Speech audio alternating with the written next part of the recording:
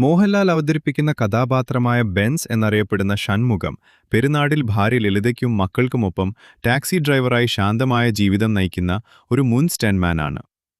തന്റെ പ്രിയപ്പെട്ട ambassador car മകൻ പവിയും സുഹൃത്തുക്കളും ചേർന്ന് കൊണ്ടുപോയി കേടുവരുത്തുന്നതോടെ അദ്ദേഹത്തിന്റെ ആ ശാന്തമായ ജീവിതത്തിന് ഭംഗം വരുന്നു. പവിയുമായുള്ള ചെറിയൊരു തർക്കത്തിനു ശേഷം കാർ നന്നാക്കാനായി ഒരു മെക്കാനിക്കിനെ ഏൽപ്പിച്ച് ബെൻസ് ചെന്നൈയിലേക്ക് യാത്ര തിരിക്കുന്നു.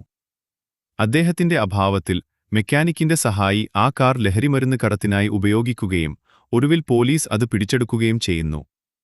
പോലീസ് സ്റ്റേഷനിൽ വെച്ച് സർക്കിൾ ഇൻസ്പെക്ടർ ജോർജ് മാത്തനും സബ് ഇൻസ്പെക്ടർ ബെന്നി കുര്യനും ചേർന്ന് ബെൻസിനെക്കൊണ്ട് അവരെ ഒരു വിവാഹ ചടങ്ങിലേക്ക് ഡ്രൈവ് ചെയ്യിക്കുന്നു. പിന്നീട് അന്ന് രാത്രി ഒരു സഹപ്രവർത്തകന്റെ കുടുംബവുമായി ബന്ധപ്പെട്ട ആകസ്മികമായ മരണമാണെന്ന് പറഞ്ഞ് വിശ്വസിപ്പിച്ച് ഒരു മൃതദേഹം വിദൂരമായ വനപ്രദേശത്ത് കൊണ്ടുപോയി ഉപേക്ഷിക്കാൻ അവർ അദ്ദേഹത്തെ നിർബന്ധിതനാക്കുന്നു. ആ സംഭവത്തിൽ അസ്വസ്ഥനായി വീട്ടിലെത്തിയ ബെൻസ് തന്റെ മകൻ പവിയെ കാണാനില്ലെന്ന് മനസ്സിലാക്കുന്നു. അവനെ അന്വേഷിക്കുന്നതിനിടെ തന്റെ കാറിൽ നിന്ന് പവിയുടേതെന്ന് തിരിച്ചറിയാവുന്ന ഒരു പേഴ്സ് കണ്ടെത്തുന്ന ബെൻസ് താൻ മറവു ചെയ്യാൻ സഹായിച്ച മൃതദേഹം സ്വന്തം മകന്റേതാണെന്ന ഞെട്ടിക്കുന്ന സത്യം തിരിച്ചറിയുന്നു.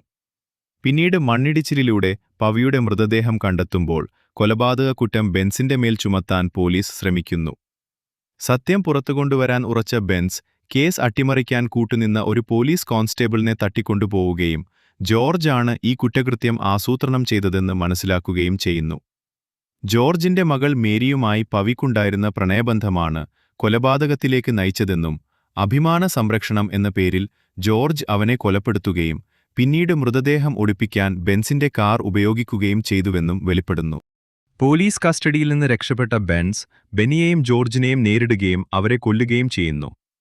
മകന്റെ മരണത്തിൽ തനിക്ക് പങ്കില്ലെന്ന് ഉറപ്പിച്ചു പറഞ്ഞുകൊണ്ട് ബെൻസിനെ കോടതിയിലേക്ക് കൊണ്ടുപോകുന്നതോടെയും അതേസമയം ബെൻസിന്റെ കുടുംബത്തോടൊപ്പം മേരിയും ദുഃഖത്തിൽ പങ്കുചേരുന്നതോടെയും ചിത്രം അവസാനിക്കുന്നു. ഇന്ത്യയിൽ അഭിമാനക്കൊലകൾ വ്യാപകമാണെങ്കിലും അവ പലപ്പോഴും റിപ്പോർട്ട് ചെയ്യപ്പെടാതെ പോകുന്നു എന്ന വസ്തുതയാണ് സിനിമയുടെ അവസാന ഭാഗം എടുത്തുകാട്ടുന്നത്.